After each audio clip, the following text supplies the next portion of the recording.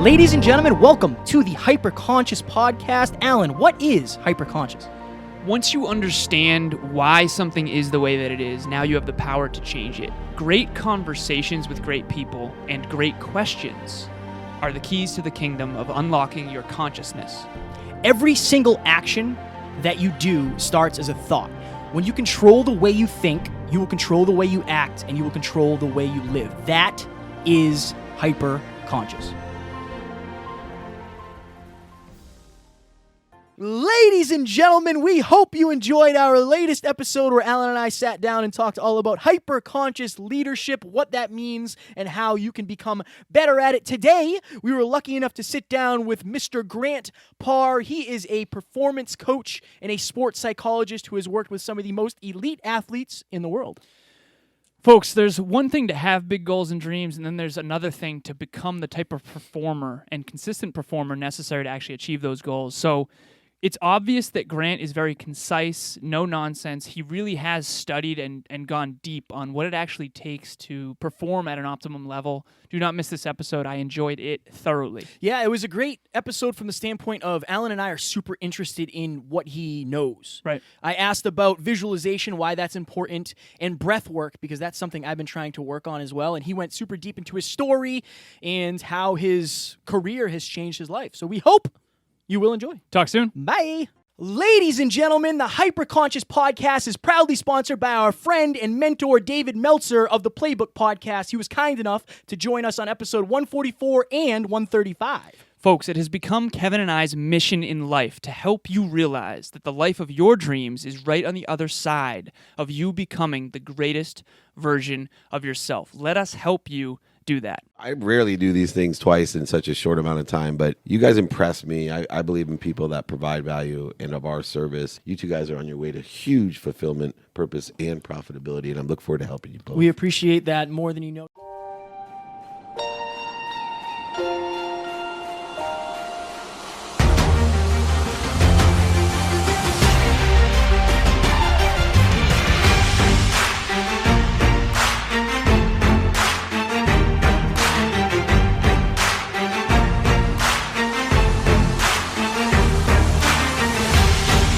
Ladies and gentlemen, welcome back to another very special, as always, episode of the Hyperconscious podcast. We have a very special guest from across the country. Today, he is a sports psychologist, a mental performance coach, a podcast host, and an author. We are sitting down and chatting with Grant Parr. How are you doing, my friend? I'm doing awesome. I'm feeling great. How are you? We are living the dream, as we say over here. We are good. We are very good. So Beautiful. First thing I think that we should get off the table is what is it that you do? What is a mental performance coach? Like, what is the day-to-day life that you live, and what is your exact job? Got it. Well, basically what I do as a mental performance coach, I basically put in a process in place that changes behavior.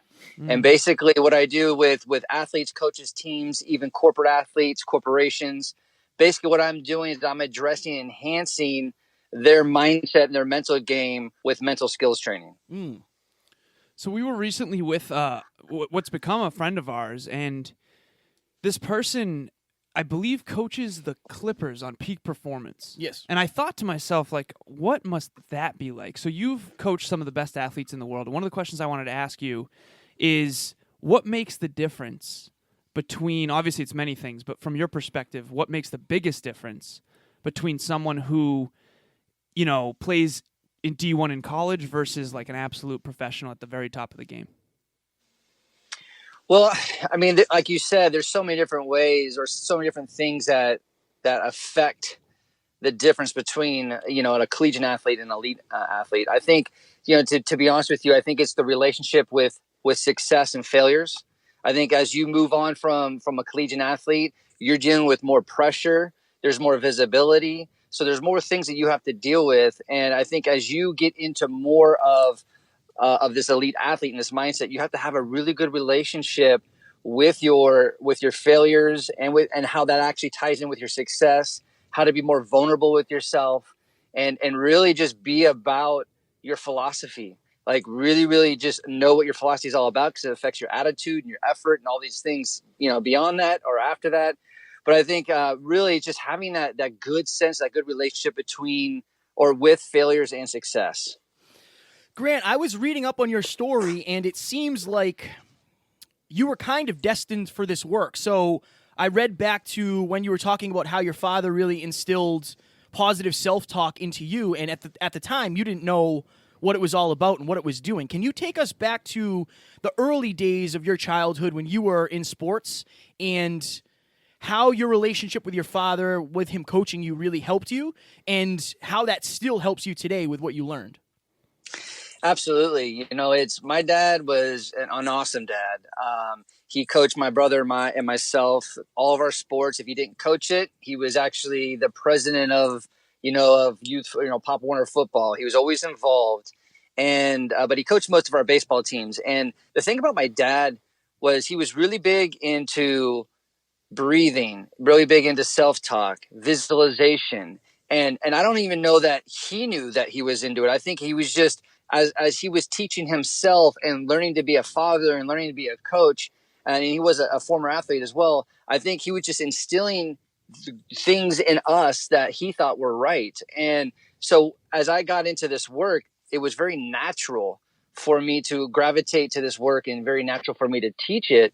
But it's really interesting because there was a point in my baseball career, and I'm talking, I was 12 years old, where my dad brings home this really new agey tape with all this weird like music back then.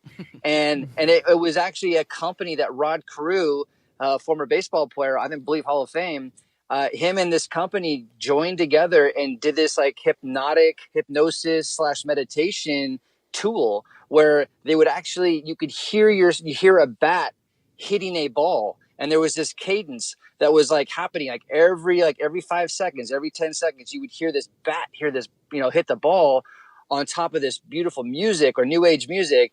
And that, I'm 12 years old, I'm 45 now. That was way back in the day where my dad was like, he was introducing to me that kind of stuff. So, and I do that with my clients now. I actually record these sounds that help and aid my athletes with their visualization. So my dad was very, very instrumental in my development as an athlete and as a person, but into my work now. So I'm glad you're talking about visualization, because that's something that I wanted to ask you about. So I've read a lot of different things from NBA players who practice free throws like for 1,000 reps, but also when they go to sleep at night, they visualize themselves making those shots. Can you walk us through how to actually visualize something and the scientific connection on why that actually helps you make the shot when it's like game time? For sure. I think, what most people don't know or do know, that your mind doesn't know the difference between a mental rep and a physical rep. So that to me, it's like, well, really? Because that's what you're doing. You're training your unconscious mind to put your body with the most confidence, the most motivation. So it doesn't have to think about it. It's just it's an automatic mode. And so, but you have to train your brain to see yourself doing great things, doing perfect things. And to be honest with you, I don't believe in perfectionism, but when it comes to visualization, that's the only thing that I will teach an athlete or a performer to be perfect at. Because the more that you can see yourself doing the right things, your body will respond. But you have to actually do a little bit every day, just like anything else. If you do a little bit every day and you're consistent, it will pay off. Your body and your mind will respond together. I know it will. I've seen it happen, and I do it all for my work. I did it as an athlete. And so when you actually do this, though, I will say this, that I get a lot of questions of like, hey, Grant, when I'm visualizing myself, what's the best way of doing it? Do I see through my eyes, or do I see see my body, like out of my body watching me do it? And I'll be honest with you, whatever is comfortable, whatever it feels comfortable, stick with that. Like really hone in on that image. If it's through your eyes, great. If it's actually, you see yourself, from afar, great. Get that down really, really, really smooth, very confident, very consistent. Then you can start, doing some other different things as far as angles and being your own filmmaker when it comes to visualization. Wow, be your own filmmaker. I love that. When it comes to visualization. That is the first I've ever heard that. That's fire. So I have one question that I wanted to ask you. So I'm a peak performance fitness coach. I have several clients. my goal is to get them to create a system of success. I read a book called Atomic Habits. I'm sure you've heard of it, by James Clear, where he said you will not just rise to the level of your ambition, you'll actually fall to the level of your systems. Like you said, you have to have a system to do things consistently in order to get the payoff. Two questions. One is, why do you think most people don't have a system, but they want to be successful? And then number two is, what is one of your systems that is happening behind the scenes that no one knows about that is, responsible for many of the outer success that other people see? Right. It's funny when it comes to, when you think about all the information out there in the world, in the internet, all the books written, all the motivational speakers, there are hundreds of 10 ways to do it. I mean, it's there. Like, it's just, the thing is that whatever you want in life, whether if it is to adopt mental skills training, whether if it is like to hit a goal or to lose weight or to be a high performer, whatever it is, it's really easy to do and it's really easy not to do. And I think that's why we really need to do little things every day and be consistent and actually. And I know that we all want to be a success overnight, but it takes about 10 to 15 years to be an overnight success. So I think we really need to actually really like embrace the journey, embrace the process, honor that process, and go for the ride. Like, get excited for that. And so I just feel like that we just need to do little things every day and honor that. And again, there's a lot of information out there, 10 ways to do this and to do that. But I think that if we can just, do simple better and just focus on a few things every day, I think we'll get to where we want to be. For you, do you have a system behind the scenes that no one else sees really, that has caused some of the outer success or maybe impacted it or allowed it, that you can share with us? Absolutely. So I have a process that allows us, when we're competing, whether if it's in the moment or when you have some free time, whether if it's like you have a break within your performance or you're on the sideline or it's halftime, and it's called a BVT. So you breathe, you visualize, and you talk, you self-talk. Wow. And to be honest with you, I got this idea from my mentor, Graham Betchart. He actually has a process called MVP. Who doesn't want to be an MVP, most valuable player? But his process to create the having a connection between the mind and the body is MVP. Do your daily MVPs: meditation, visualization, and powerful self-talk. And so when I saw, I'm like, wow, that's cool, because you're doing that before games, you're doing that outside of practice. But how can I create something that's something that's a little bit tangible like that? It's easy, acronym based. And I came up with BVT. And I feel if we get into our breath, right, that is the most alive. That's the most that we could be alive in that moment, be where our feet are. Then we're grounded. We are ready to rock, because when we have our breath, we have our mind. When we have our mind, we have our body. So I feel like if we get into our breath and we can visualize what we want to do or recorrect what just happened, we can do that real quick. Again, being our own filmmaker. And then we're going to talk. We're going to self-talk. We're going to talk ourselves into the direction where we want to go. So if I need to get grounded real quick, I'm going to breathe. I'm going to see what I need to do in my mind. I'm going to tell myself, let's go. And it's just simple. It takes 3 seconds to 4, maybe 5, even quicker if you train it. So I think as I'm teaching a lot of athletes, it's another refocusing strategy that helps them stay focused on what they can't control. Grant, I wanted to jump back a little bit. So at the beginning here, we were talking about your association with failure and losing. And I read something in your book about how when you were playing football, the first time that you really got the opportunity to go on the field, you kind of dropped the ball and you kind of froze. And you said, ultimately I thrived, but before I did, I lost my breath. I froze. Can you take us through what actually happened and how you didn't allow that quote unquote failure or dropping of the ball to become your identity? Yeah.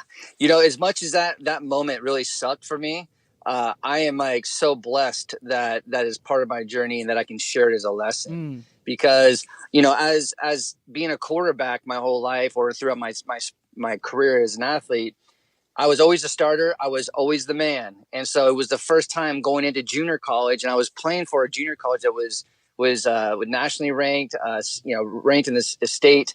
And the school actually went to the national championship the year before. And so I was walking into a very high powered system, and it was the first time that I wasn't the starting quarterback. So there was a lesson of, of humility and being vulnerable and patience. And I was okay because I was still learning to be a college quarterback. But when I went into my first game, I was going into my first game, number 3 team in the state, and I was okay being the back. I was excited. I was like, man, this is my first college game Saturday night. It was like 100 degrees that night, and it felt good, and I felt ready. And to be honest with you, we were losing 0. It was 14-0 at halftime, and we just weren't moving the ball, and the quarterback didn't have any rhythm. So the offensive coordinator came up to me, who didn't have trust in me at the time. He didn't like the way it wasn't like he didn't like me or my attitude. It was just he didn't like the way that I played. And he came up to me and he says, hey, we're going to put you in, but you have a short leash on you. So some people would be like, oh, well, you don't believe in me. I was like, yeah, man, give me the opportunity. I'm ready to roll. And so I'll be honest with you, within about a quarter and a half of playing in the second half, we were beating them 21-14. Wow. And so I had rhythm, I had confidence, I had swagger. I mean, everything. I threw a couple of touchdowns, things were rocking, and I'm feeling like, whoa, this is awesome playing college football. Well, it was about, I don't know, there's about 3 minutes left, and there was 3rd and 8, and all we had to do was just get a first down and just run out the clock. And what had happened is, and this is a really crucial moment in my career, and this is a great lesson, is that, when coach calls a play and you realize you don't have the right personnel, right? Some people can freak out. I was freaking out a little bit. I was trying to scream to my coach, I need another tight end. And then he didn't know what I was saying, I had to run to the sideline and tell him I needed a tight end. My tight end was actually at the end of the sideline sitting on the bench with his helmet off. So you can always tell that took about another 10 seconds for him to get into the huddle. I'm already I only have 30 seconds to call this play. And then as I'm kind of like moving and I'm like trying to get this thing going, get this play going, the coach gives me another play, changes the play on me. And at that moment, I had a choice. My choice was to sit there for 1 second or 2, get into my breath and say the play backwards, or say it to myself. Like, understand that what the play looked like, what it felt like, because I can do that. But I didn't, because the time and the pressure was too much. And so I ran. I was sprinting to the huddle. I looked at everyone in the huddle, and I just looked at them. And everybody's looking at me like going, call the play. And I'm looking at them, and I can't say it. I froze because I couldn't remember the play. And so they're all screaming at me, call the play. And all I could say, I could see the play. I could see it in my mind, but I couldn't say it. And it was 32 power. But all I was saying was 2 play, the 2 play. And there's people in the huddle going, we don't have a 2 play. And then my offensive guard goes 32 power. And I said, yes. And so here we have seconds. We're running up to the line of scrimmage. I do something really bad, and I don't check my running backs. I don't see if they're set right. I just go up there, I snap the ball, and nobody's there for me to hand off that ball. And so I get sacked for a loss of 15. We end up punting that very first play. They throw a 51-yard bomb. They scored, and they went for 2, and now they're beating us by 1. Wow. Yeah, so it's kind of a long story, but again, I had a choice. If I really wanted to get into my breath, because when I have my breath, I have my mind, and then I have my body. And so I didn't have that. So that was a huge lesson for me. But you know what? I lost trust with the coach, but it did not derail me from believing in myself. And I kept on at it. I didn't play the following game. I played the next game, did really well, and I became the starting quarterback. So I knew my ability. I knew that I had it. I just didn't want that moment to define me. I just had to learn from it. So for the listeners, wow, my voice gave out there for a second. For the listeners, it's interesting because, yeah, you could have let that leak into your belief in yourself, and then you might not have come back quickly, and then you wouldn't have been starting quarterback, and that could have changed your whole life, the trajectory of it. So these little moments, it's so important that we don't allow one failure to leak into our consciousness. So I have a question that I wanted to ask you. So I was giving a speech on conscious leadership to a group of high school athletes. And in my PowerPoint, it's pretty hardcore, especially for high school, but I love it because I love to bring that level of intensity to them. And they actually appreciated it too, even though at the time I was unsure. I was like, is this landing? Is this too heavy? So there's this one slide of Tom Brady on the podium with the Super Bowl trophy. I believe his sixth one. And I often say that we see Tom Brady on the podium for 30 seconds, but we don't see the 30 years of hard work, dedication to get there. So I said, we're in New England right now. Who here loves Tom Brady? Every hand in the room shoots up. And I'm like, awesome, me too. My hand's up too. Next slide. It's a picture of his book, The TB12 Method, How to Sustain a Lifetime of Peak Performance. I said, all of you in this room just told me you love Tom Brady. But I can tell you that you and I most likely love him for a different reason. Who in here has read Tom Brady's book? Not a single hand goes up. And the reason why I did that is because I wanted people to realize, like, a lifetime of sustained peak performance. Like, aren't you curious? And what I found interesting is that I have tons of friends who love Tom Brady, but I told them this: I want you to love his habits more than you love him. So for you, when it comes to the actual day-to-day habits, obviously you've talked about visualization, you've talked about meditation, you've talked about positive affirmations. But when it comes to the peak performance side of, like, training your mind and body, is there anything else you're doing on a day-to-day basis that might help our listeners? I think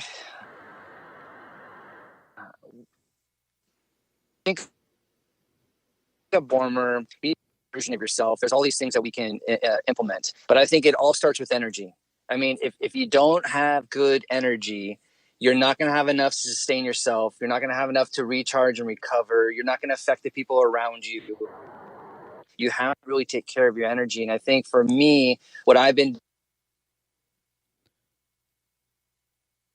was actually the LA Clippers mental performance coach, and she's got a lot of great videos about energy and how to cultivate it and checking in with your frequency. And for me, what I do always check my energy. Where is it? Is it, I always do a scale from 1 to 5, 1 being low, 5 being rocking. And my goal is to be around a 4 and a 5. And that's why I want to live my life. So I'm always checking my energy. And if I don't, I do certain things like music, I do meditation, breathing, or I go out and I chill out on nature. I'll sit there and connect with nature. That stuff will affect my energy. And I also do a lot of gratitude work. So those are the things that I do that kind of to get me going with my process and my habits. Grant, so a question I had that I was very intrigued to ask is, Alan and I were talking one time about Michael Jordan, and we were thinking to ourselves, does he ever get nervous, or is his nervousness actually excitement? So how do you decipher between anxiety and nervousness and excitement, and how do you control the two? Like when you're going into a big game or you're going into a job interview or a big podcast or whatever it may be? Great question. I love Michael Jordan, and I can add on that. I think all we're all human. We're all going to get nervous. It's just, what is our relationship with nerves and anxiety and stress and pressure?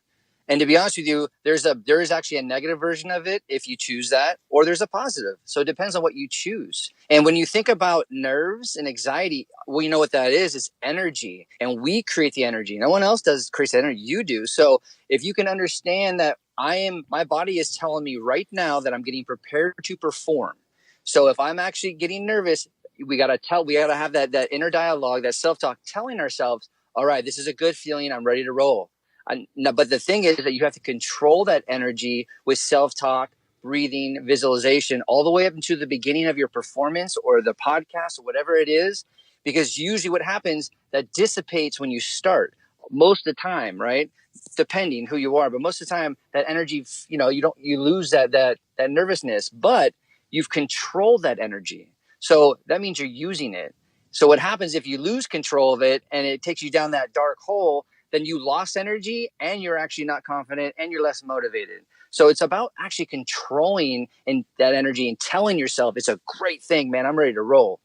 When you talk about breathing, can you give us a specific?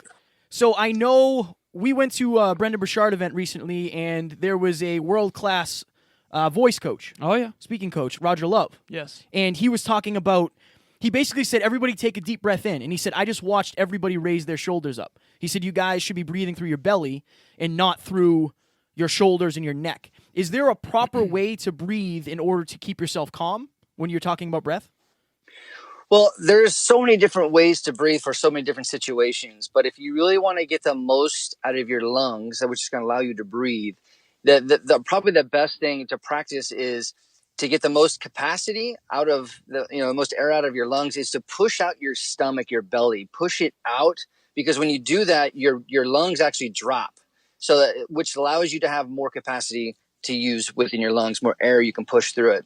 So that'd be the other. The other thing is before you breathe, like, let's get really present. Let's get here right now. And that's to really figure out, like, how do we get there? Let's be where our feet. Let's be where our feet are. And I always have this saying where I say, mind your feet. If I can get my mind to know that my feet are right here, boom, man, I am so present. I'm most alive right now. So if we can actually get there, push out our belly, and then get into a nice rhythm breath, that is beautiful. Now, I'll give your listeners maybe a technique. A really simple one is that if you really want to just to get relaxed, you're a little bit nervous going into a meeting, you're a little bit nervous before a performance, do a couple deep breaths, which are actually called a 10-second breath.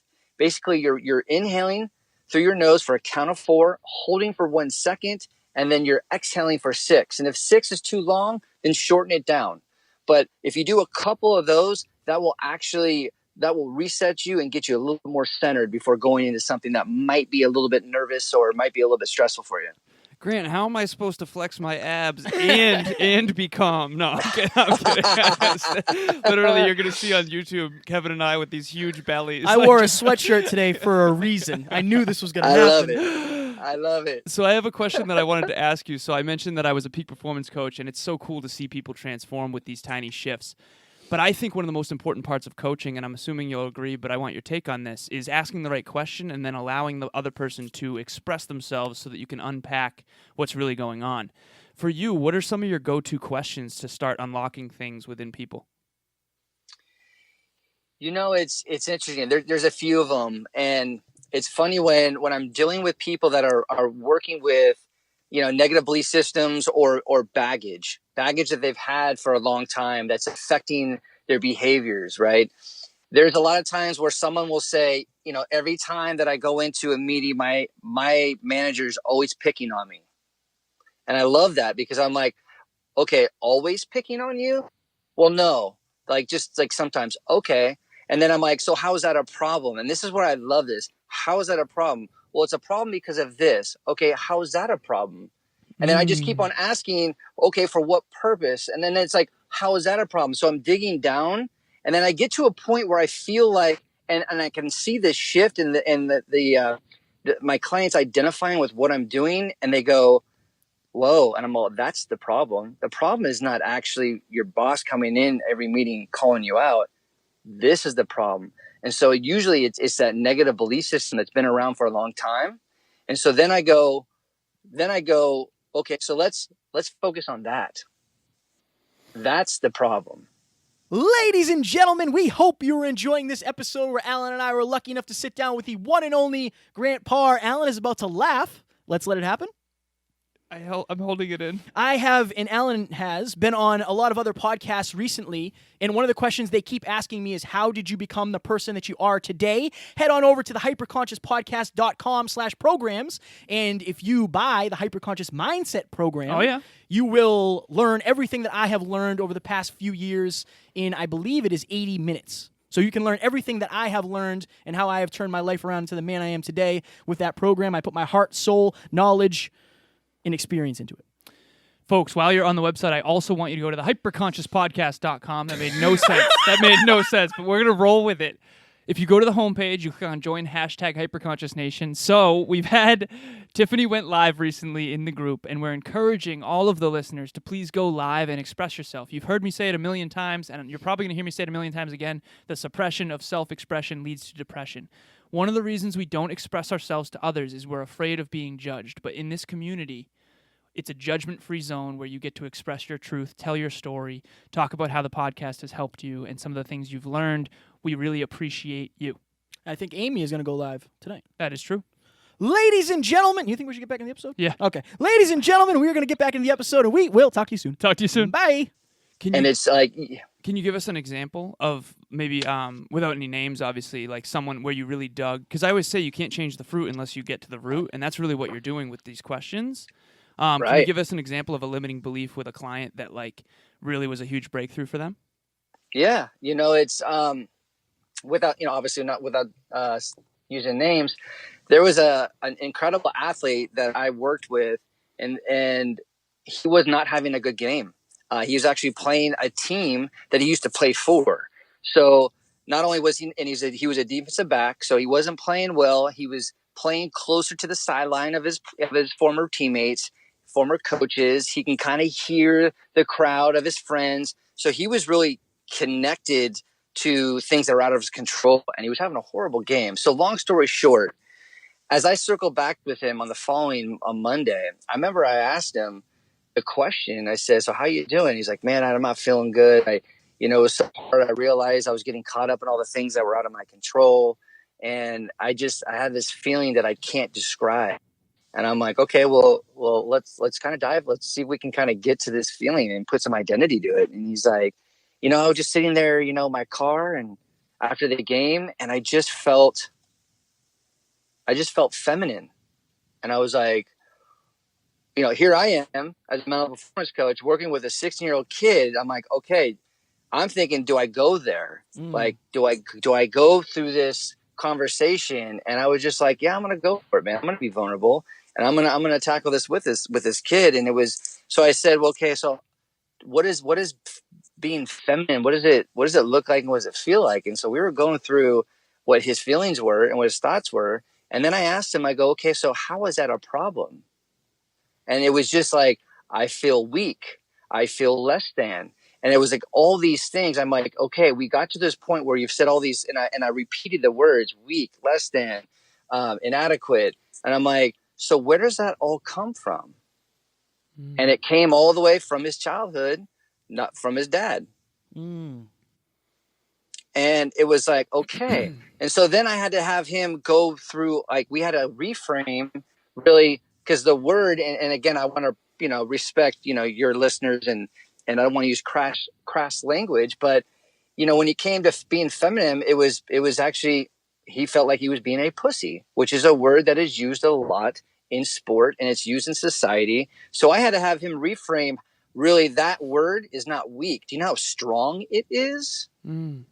And it was just like, whoa, like, so not only did I get down to a negative belief system where all this was triggering from, but I had him to reframe it. And then it wasn't later until, I don't know, 4 or 5 games later, it was before a game, I went up to him and said, "How you feeling, man?" And he's like, "I feel like a strong," and he used that P word, and he smiled because he got it. So I'm sitting there going, whoa, that was powerful. So that was one way that I used that kind of model to get to a solution for the client. Is that something you come across? And this just came into my head because Alan and I were talking about this in another interview, but is that something you come across often where you're working with a man who struggles to be authentic and vulnerable with what is actually bothering them because they feel like they have to keep this mask of masculinity on? I want to say yes. I think it depends on the sport, the culture of that sport, and the person too. But I think more often than not, I do. And that's why when I'm working with athletes and teams, and when I'm working with coaches individually, I teach them vulnerability. Like, we want our kids to be vulnerable. We want them. It's like, I don't care. I know this is hard, especially in a game of football, when you start talking about masculinity and femininity, because at the end of the day, and this is actually a really cool statement, we all have a side of being feminine. We just do. And if we're denying that doesn't help us. It does help us if we can tap into our femininity. And I had a guy on my podcast, his name was Keith Mitchell, just a week and a half ago. He played for the Saints for, I don't know, like 7-8 years. He's actually a master yogi. He's totally into yoga and mindfulness training. And he was saying, you don't become elite if you don't tap into your femininity. Wow. And I was like, whoa. And he goes, that's why we need to teach our kids that it's not a weak thing, is that we have to empower them to be vulnerable. And I think when you think about vulnerability, yes, be vulnerable with your feelings, share what you're feeling. That's one way of being vulnerable. The other side of being vulnerable with your play. So if you just went 0 for 8 in a basketball game and your shot is off, are you going to be vulnerable when the ball is in your hands and there's 3 seconds left to shoot it again? Because I'd rather you actually be vulnerable in the moment than actually dish off the ball. And then you wake up the next morning beating yourself up going, man, I should have made that shot because he wasn't vulnerable. What do you think is the main reason why people struggle to be vulnerable? I think, and maybe I want your take on this, I think it's because we were vulnerable once and we got made fun of or judged or hurt. What is your take on that? And like, what do you think is the main reason why we struggle so much to be vulnerable?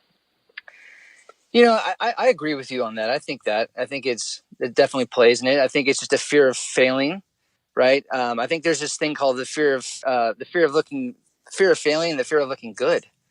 Like, so what if I do look good?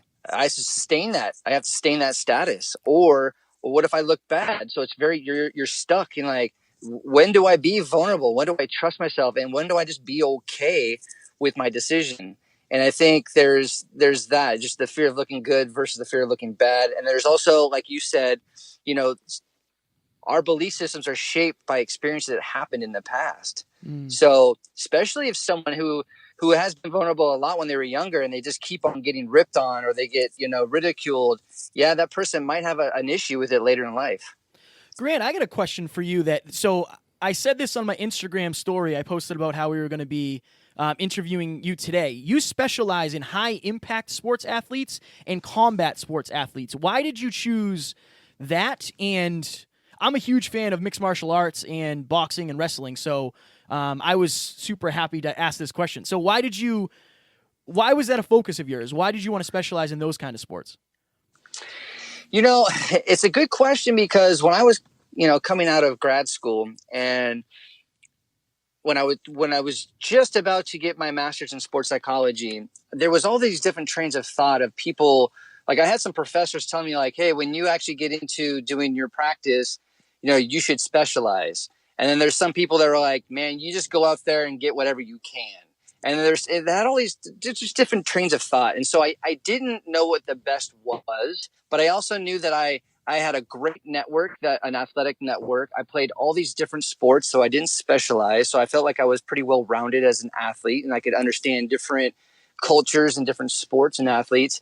And I spent 17 years in corporate America doing sales and sales leadership. So I felt like I was pretty well rounded. So I'm like, I didn't know if I really wanted to specialize right out of the gate. So I felt like, okay, if I can actually go out as an expert in mental performance within, high impact and combat sports, well, within those two verticals, if you will, or silos, there's a lot of sport within them. So I feel like it looked like I specialized, but it was like casting a wide net. Very cool. Very cool. So I just found out something about you I didn't know. So you said you spent 17 years in corporate America doing sales and then sales leadership. Yep. Okay. So recently I was reintroduced to a situation where I had to try to get on a big team where we're trying to get this huge result that's kind of beyond our current level of competence. And I could tell immediately that my leadership skills were not where they needed to be in order to achieve that result. Can we go into leadership a little bit from your perspective and what you learned in that role of leadership in sales? Because sales is very results-oriented. I've been in sales as well. When you're trying to get everyone to a common result and you're trying to equip them to be able to win on their own terms, like what do you think is really important from a leadership standpoint? I mean, there's a lot of things that come into mind that I've learned over the years, and I feel like even what I do now, I want to be a transformational coach. I want to be a transformational leader.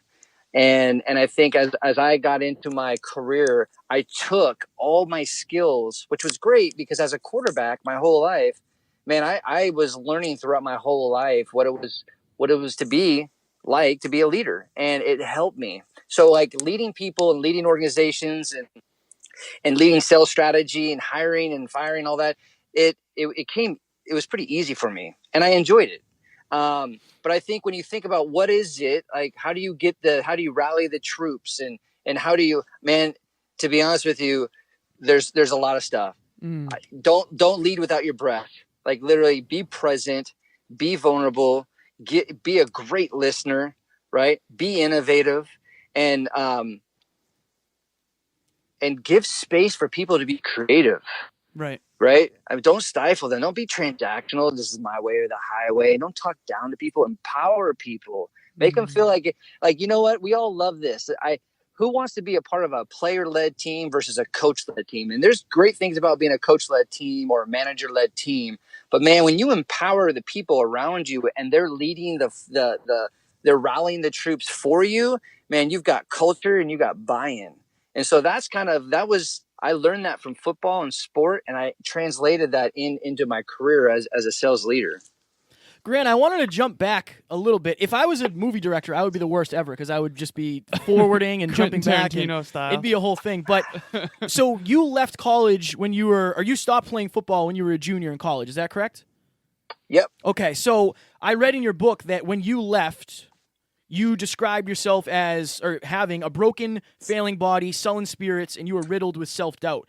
Can you take us back to how you had to shift your identity when that happened, and how you seem like a very, very confident person now because you have all the tools and you're clearly practicing that? How did you get over that self-doubt and become the man you are today? Man, I had to go, the way that I say it, I had to go to hell and back. And, when I left the game of football, again, it was after my junior year, and it was a career-ending injury, which, over 2 decades, I was dealing with that career-ending injury for 2 decades with my identity, my body, my health. I had 2 hip replacements on the same hip.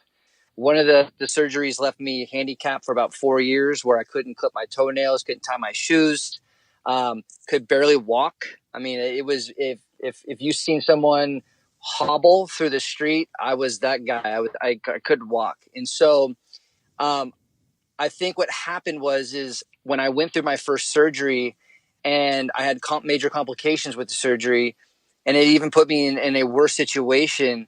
I was like, it was reinforcing that my life sucked and that I wasn't an athlete and that I wasn't meant to be here. And I was so frustrated, and I was just coping every day just to get through every day, that when there was a doctor that kind of stepped in and kind of changed the direction of what we were going to do with my hip, that was like, it gave me some life. And what was so cool about this doctor, he said, Grant, this is what we're going to do to your hip.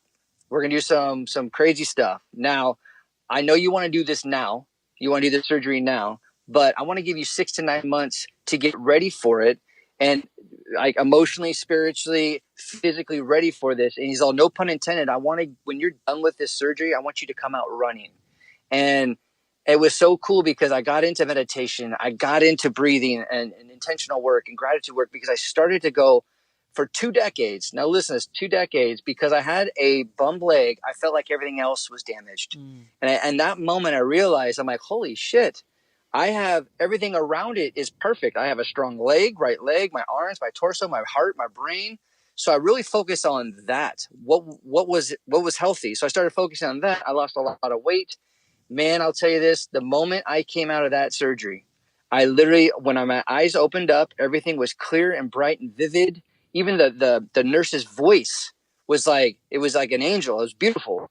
And I literally, the first thing I said to the nurse, I'm back.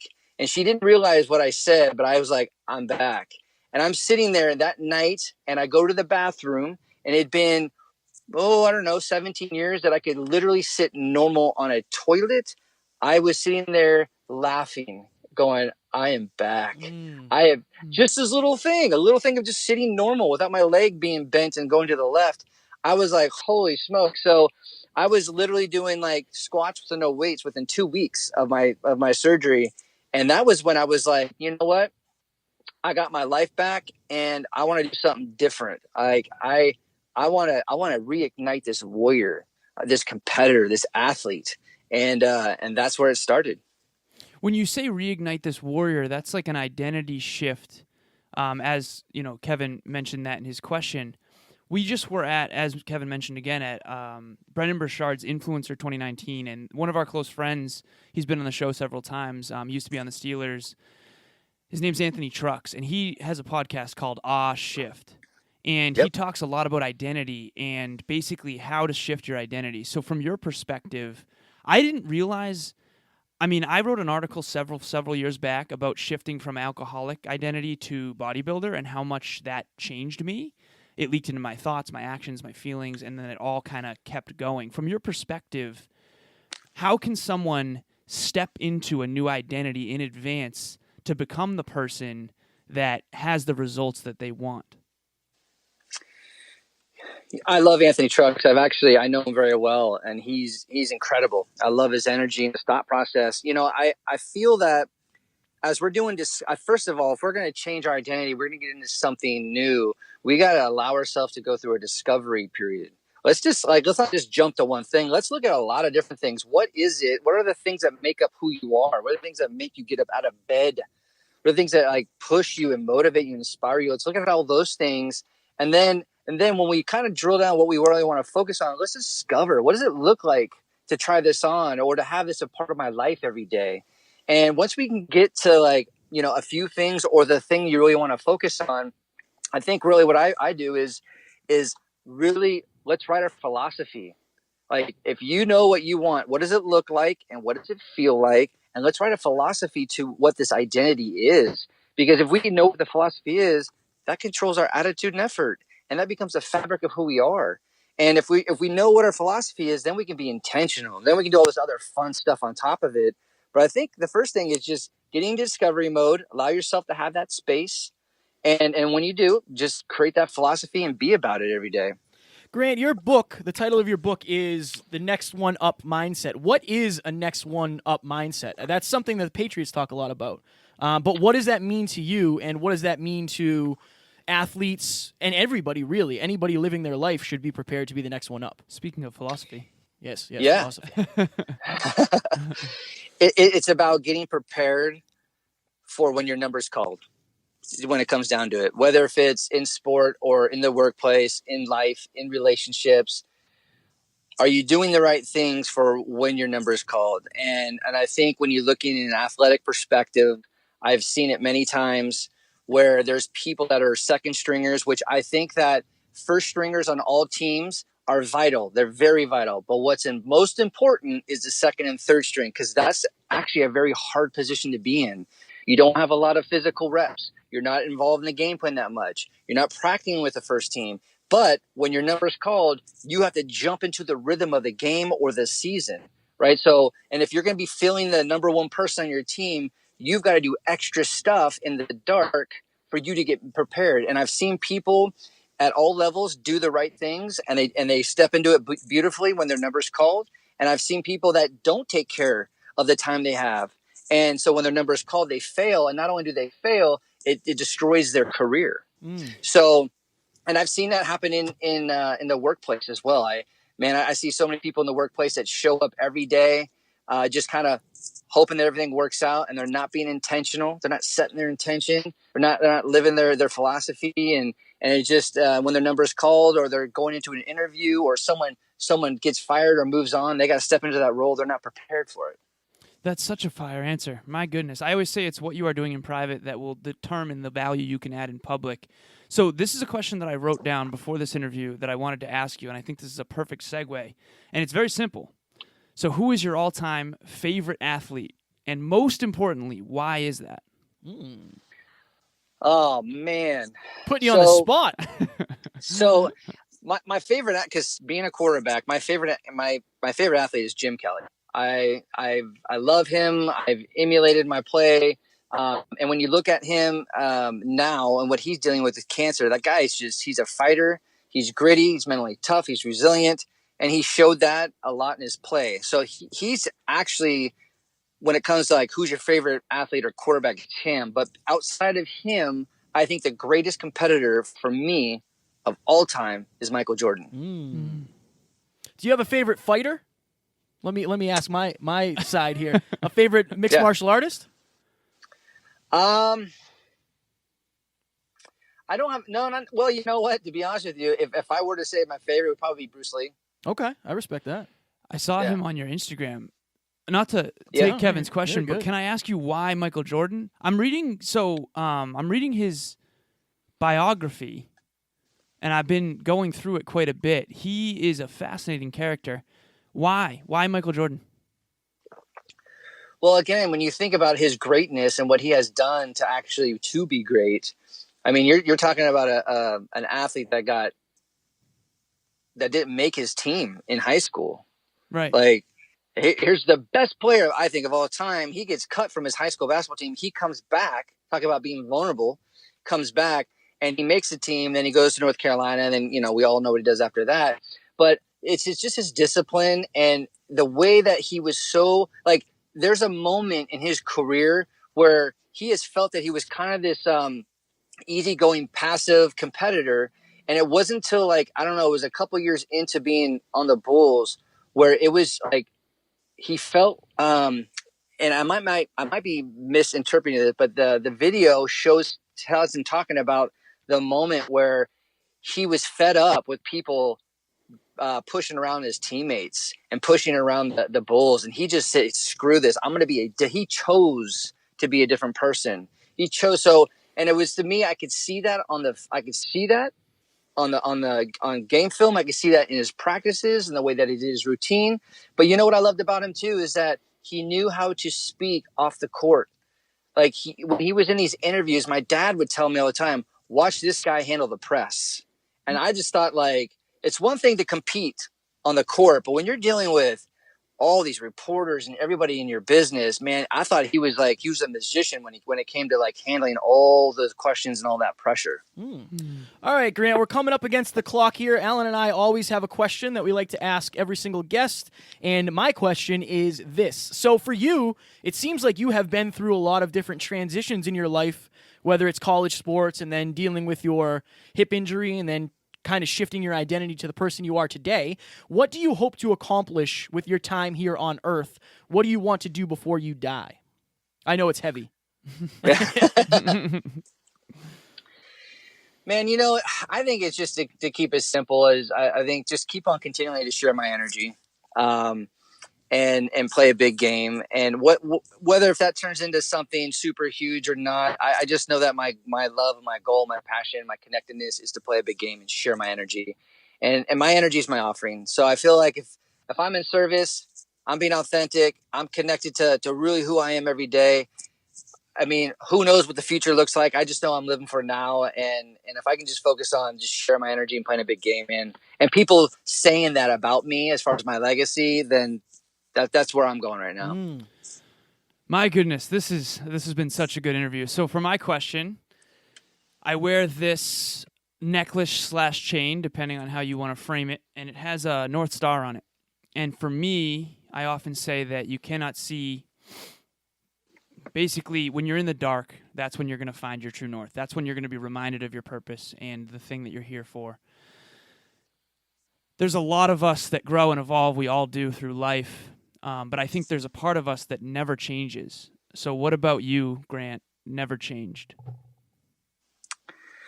Even through my dark periods, I think what never changes is my, and again, I say this, my joy. I think that's part of my energy. I think I feel it and see it. When I'm being joyful, people can feel it and they connect with it. And even though there was moments where I was dark and, shit sucked, it did. But man, I think that's the special thing about me is my joy. Is that when I tap into that, even for a moment or for a couple hours or for however long it lasts, man, it's something that's never changed. And I think as being a little kid, my parents fostered me and it allowed me to be funny and silly and goofy. And that allowed me to kind of formalize what joy meant to me and what it felt like. Grant, this interview is truly a joy. I thoroughly enjoyed this. I want to make sure that you get to talk about your book and where people can find you on social media and where they can hire you to help them become a higher performer when it comes to, mentality. So plug away, my friend. Beautiful. Thank you so much. I can be reached at my website, which is gamefaceperformance.com. Obviously, you can go to my website and see all my services and what I do. Also, you can find my podcast there as well, 90% Mental, where I interview athletes, coaches, sports psychologists, authors, sporting execs about the mental game. And you can find my podcast on any other platform out there. And if you want to buy my book, The Next One Up Mindset, you can either buy it from my website or go to Amazon and support my book. I will be buying that book 100%, As will I. and when we will set the intention to do an in-person interview at some point with you for round 2, and we'll get it signed. Yes, I read the first 10 pages on Amazon for free because, Oh, beautiful. and I was genuinely like all the questions I got. I always want to do a deep dive into the person, and that's why I asked a lot of questions about your past. But it's awesome to see like how it's all connected and how the lessons and experiences you had when you were younger connected to the person you are today. So this was a genuine pleasure for us. I am blown away by you, Grant. Genuinely. Beautiful. Thank you so much. If you could leave the listeners with a 10-second blip, maybe it's one of your philosophies or one of your fundamentals, what would it be? Putting you on the spot again. Yeah. Just, don't be afraid to play a big game and show up in the moment. And when you're vulnerable, and I'll use this for my mentor, victory goes to the vulnerable, man. Just show up, be in the moment, man, and play a big game. That might Victory goes to the vulnerable. That might be the title. Wow. Right there. Victory goes to the vulnerable. Grant, this was such a pleasure, man. This was awesome. I literally looked up at Kev before when I was looking at your Instagram. I'm like, this is going to be an awesome interview. I can already tell. So Beautiful. Thank you so much. Absolutely. It was a pleasure. Ladies and gentlemen, that was the one and only Grant Parr, and we will talk to you later. talk to you soon. Ladies and gentlemen, we hope you enjoyed this episode with the one and only Grant Parr. Up next, we have a 5-minute clinic on anxiety. So the reason we are doing this is because when we were in California, I had a lot of anxiety, but I had a couple times where I was taken out of experiences that I have always wanted to have because I was dealing with anxiety. So I wanted to share that with you guys and let you know that you are not alone if you do experience it. I told a very vulnerable story in this episode about how I think anxiety is when there's too much uncertainty in a given moment, and kind of how to take yourself out of that and reframe it to more of an excitement. Anxiety is not something I've dealt with a lot, but I do have a few experiences where it was really overwhelming. So I hope that is valuable. We hope you will enjoy that episode, guys. If you do deal with anxiety, listen to that because, again, you are never alone, and we hope you will gain something from it. Talk soon. Bye.